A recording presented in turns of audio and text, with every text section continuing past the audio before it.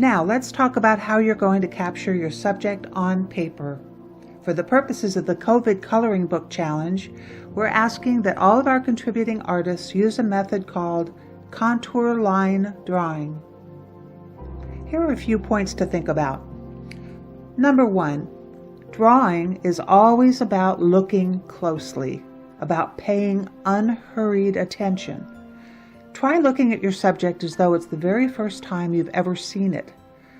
Many artists will indeed tell you that you haven't truly ever seen anything until you've drawn it, perhaps maybe a dozen times. Point 2. This also means looking and drawing slowly. All the information you need is right there in your subject, so keep your eyes and your attention there. Drawing, especially contour line drawing, is meditative. Point 3. Don't name things in your head. You are not drawing a house, you're drawing lines on a page. You are not drawing your dog, you're drawing lines on a page. If you think, oh, I'm drawing a leaf now, you're going to start drawing what you think a leaf looks like, probably that same visual shorthand you learned when you were teaching yourself back in kindergarten, rather than what is actually there in front of you. Point 4. Long, continuous lines are better than many short lines. This allows you to keep your attention more on what you're looking at rather than at your paper and what you're drawing there. The more you keep your eyes on your subject and train your hand to coordinate with your eyes, and that just takes lots of practice, the more accurate your drawings will become.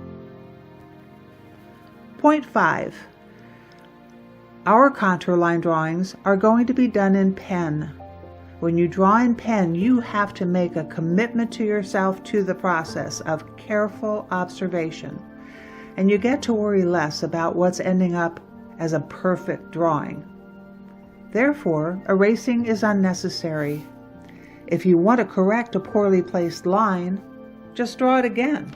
Don't worry about getting rid of the first line. Indeed, if you look at many of the sketchbooks of artistic icons, you'll find many examples of this type of drawing, with all the errors still on the page. Point 6.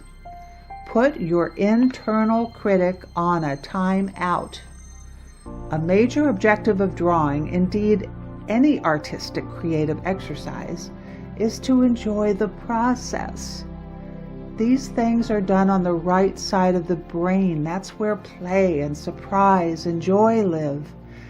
It's the left brain that gives us language, that drives critical thought, and in the case of learning to draw, just plain gets in the way with its critical judgments and unproductive standards. So if you start hearing any negative, critical thoughts, please just say no. Point 7. It's hard to slowly, deeply, and carefully look at anything without being impressed with the amazing beauty and diversity in the world around us. In this way, drawing really helps to encourage a sense of appreciation. And for me, it fosters a deep sense of gratitude for the simplest things in life. So, as a summary, slow down, quiet your left brain, where all those comparisons and judgments live, and carefully observe the world around you. No matter what your drawing ends up looking like, you'll have devoted a few moments of your busy day to calming down, sitting in wonder, and exercising your creative spirit. When learning to contour draw, it's important to pay much more attention to the process than the end result, and learn to enjoy drawing for drawing's sake. I can think of few things that are more powerful medicine in the midst of a global pandemic than moving a pen on paper in this way. Thanks for joining us today. and know that we're real anxious to see the drawings that our COVID Coloring Book Challenge inspires. Please send us your best drawing or two to the Park District using the following information.